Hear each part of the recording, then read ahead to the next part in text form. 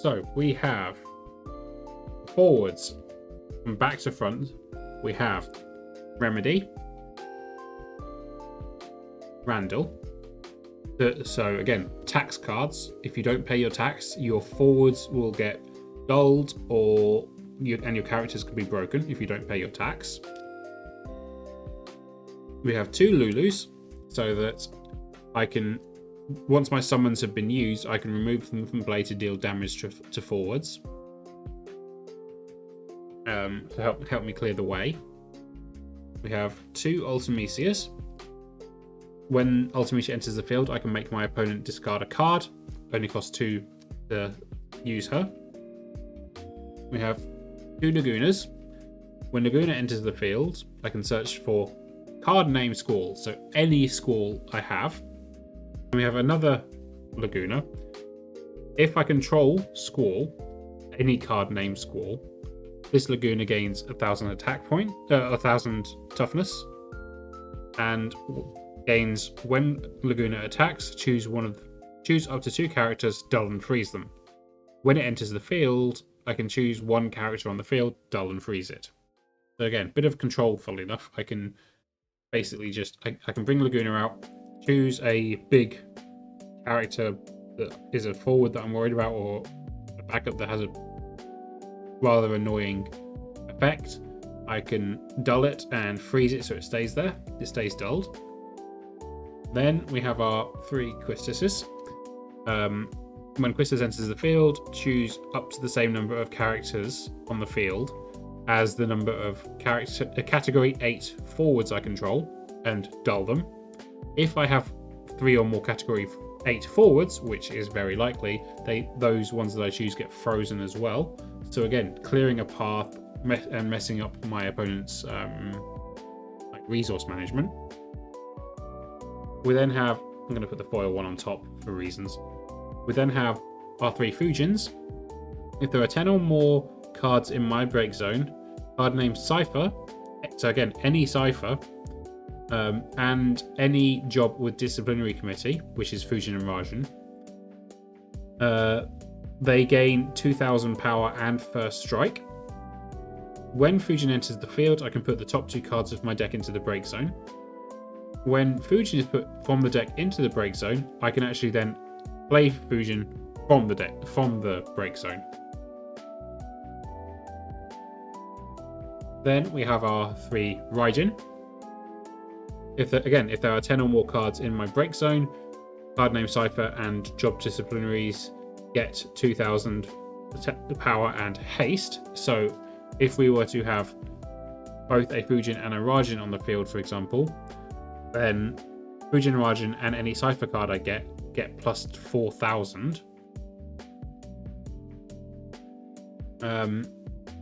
When Raijin enters the field, I can put the top 2 cards of my deck into the break zone. And then, yeah, again, just like with Fujin, if Raijin is put from the deck into the break zone, I can then play Raijin from the break zone to the field. Then we have 1 Edea. When Edea enters, I may search for any category 8 forward, any of them, and add it to my hand. I can put the top 2 cards of my deck into the break zone, choose any forward. It will lose 4,000 until the end of the turn. If there are 10 or more cards in my break zone, it will actually lose 8,000. Then we have concept art forward Rinoa. When Rinoa enters the field, choose 1 forward other than Rinoa that I control, remove it from the game, then play it back again. The reason why that's really useful is because all of these, when they enter the field, effects will then come back again. So, for example, if I use Edea, I've used her when she enters the field to search. I could then use Rinoa and immediately just take Edea out of the game and replay her again and get the search again, which is why that's really useful. Then we have our concept art Squall. If my opponent has 2 cards or less in their hand, Squall gains haste and first strike. If they have no cards in their hand, gains 3,000 power, bringing it up to 8,000 power. Again, a lot of the deck revolves around making the opponent discard cards, using the ice cards, and then the thunder cards, the lightning cards can go in for the big hits. So that will probably be easy to beef up quite easily. We have our cost 5 Squall, which already has first strike, and for each dull character the opponent controls, Squall gains 1,000 power, and we already know that we have a lot of things that can dull cards, specifically characters. And when Squall attacks, I get to dull tap all of my opponent's backups. So again, just really good resource play there. We have our 4 cost Squall. If I control 4 or more character or FF8 characters, this Squall gains 2,000 power, and if Squall is dealt damage by an opponent's ability, damage becomes 0. At the beginning of the attack phase, during each of your turns, I can play one character 8 forward of a cost of 4 or less from my hand immediately. So if Squall is on the field, I go into attack mode, I could just... I mean, it wouldn't work, but as an example... Oh, well, there you go. As an example, what I could do is I could then... When Squall attacks, I could activate... I could bring a Rinoa. I could play Rinoa.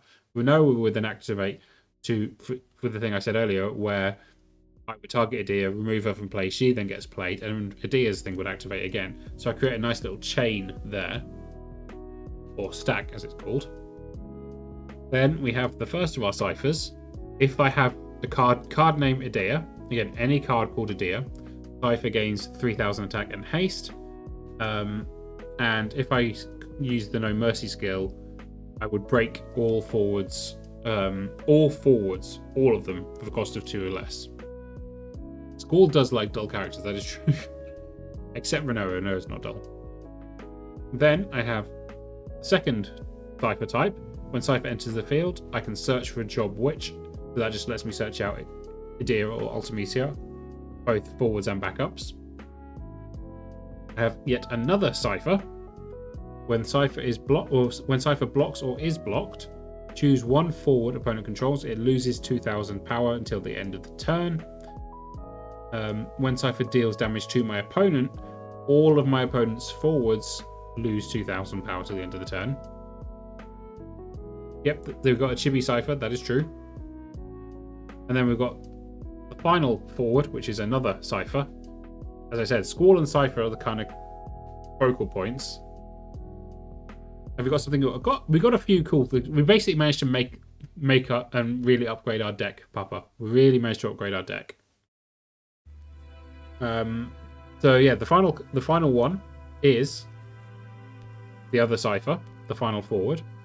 When Cipher enters the field, you can put the top 2 cards of your deck into the break zone. When you do, choose one category 8 forward other than Cipher in the break zone and add it to your hand, so I get to recycle. When Cipher attacks, I can choose one forward my opponent controls, and if there are 10 cards in my break zone, I can break it.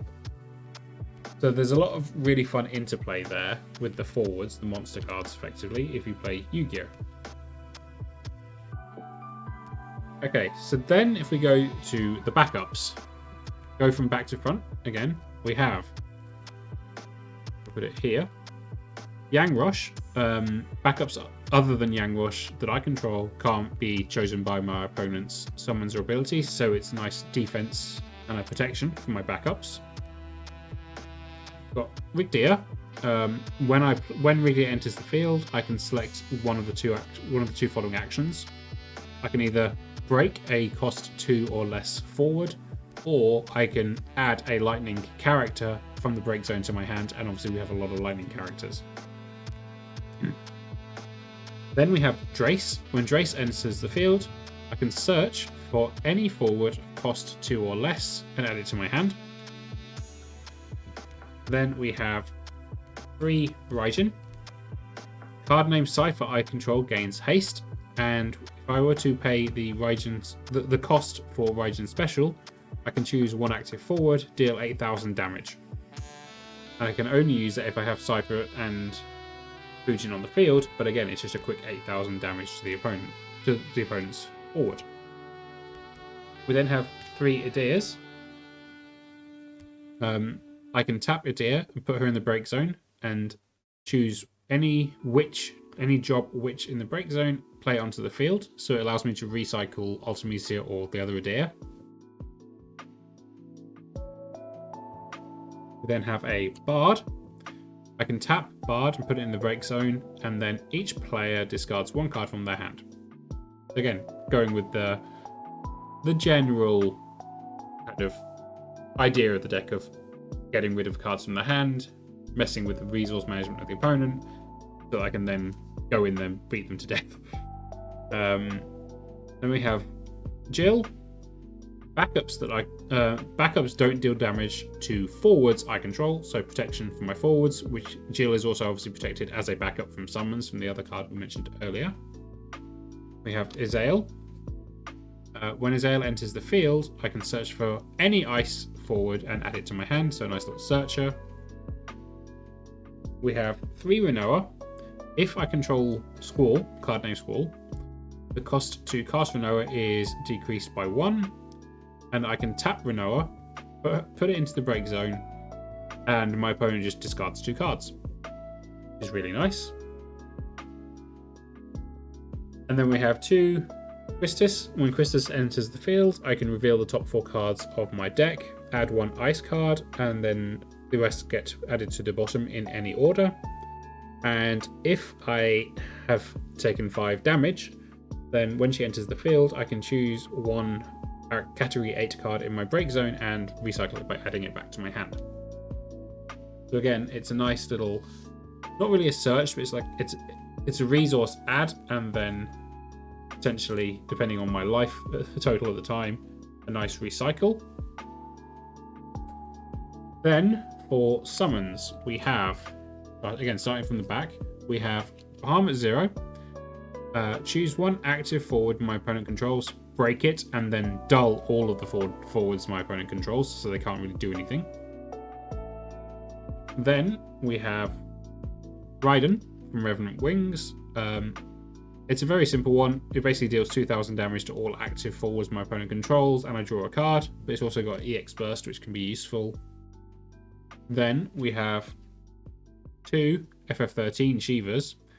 All characters my opponent controls lose all of their abilities until the end of the turn.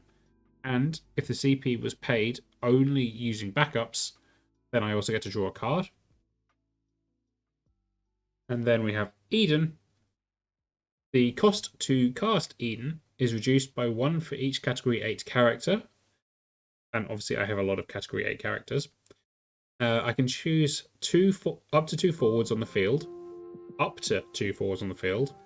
and divide 30,000 damage between them as I like.